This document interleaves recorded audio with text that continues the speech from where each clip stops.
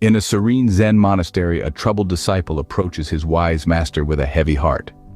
The monastery, nestled at the foot of a towering mountain, is a world away from the noise and haste of the city. It's a place where wisdom, patience, and understanding flourish under the guidance of the master.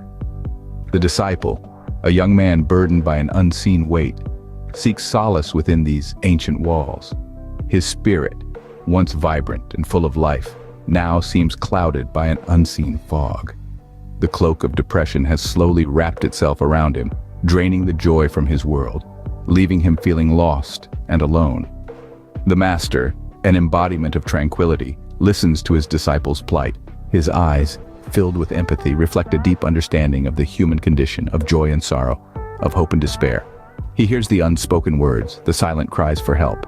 The master, with a knowing smile, looked at his disciple and prepared to share his wisdom.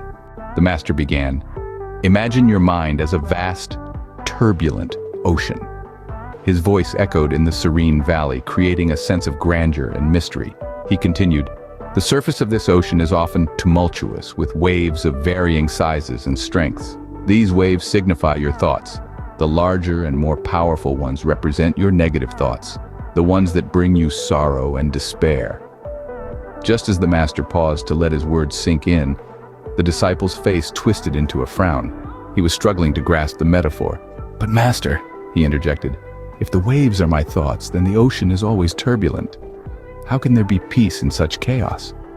The master smiled gently at his disciple's honesty and confusion. He replied, "You're right to question, but you're only seeing the surface. The ocean is not just its surface, it has depths too, and those depths are calm and serene, untouched by the surface chaos. Your mind, like the ocean, has depths of tranquility beneath the surface turbulence." Yet the disciple's confusion only seemed to deepen. "But how can I reach these depths, master? The waves, they're too strong, too overwhelming." The master's gaze softened as he looked at his disciple, understanding his struggle. He said, "The waves will always be there, just as thoughts will always be there. But you do not need to ride every wave. You do not need to engage with every thought. Instead of trying to calm the waves, learn to dive deep, to reach the calm depths of your mind." The disciple looked at the master, his expression a mix of hope and skepticism. He was beginning to understand, yet he still had doubts. The master caught his eye and reiterated, "The key to peace lies not in calming the waves, but in learning to stay in the depths." The master's words hung in the air, a beacon of wisdom in the disciple's sea of confusion. With a puzzled look, the disciple asked, "And how do I learn to stay in the depths, master?" The master, with a serene smile, began to unravel the mystery. "You see, the practice, dear one, is to cultivate mindfulness.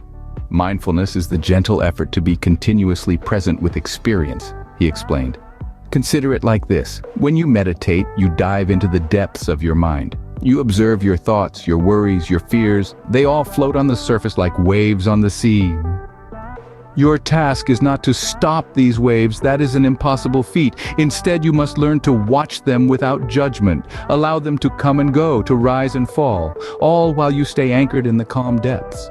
You are not your thoughts. You are the observer." The master concluded, "Remember, the surface may be stormy, but the depths remain untouched." With newfound understanding, the disciple started his journey toward inner peace. The path was not easy, the storm of his mind, relentless and unforgiving. Each day he sat in silence, observing the turbulent waves of his thoughts, not judging, not resisting, but simply watching. He stumbled, he faltered, yet he persisted. He learned to navigate the storm, to remain anchored in the depths of his mind, untouched by the surface's turmoil. The waves of despair, once overwhelming, now seemed distant, less threatening. His struggle, once unbearable, now seemed a part of his growth, his transformation. As days turned into weeks, the storm gradually subsided. The ocean of his mind, once a tumultuous battleground, now mirrored the tranquility of its depths.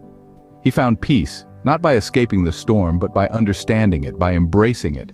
With a serene smile, the disciple thanked his master. "Now I understand. The storm was never in the ocean, but on the surface.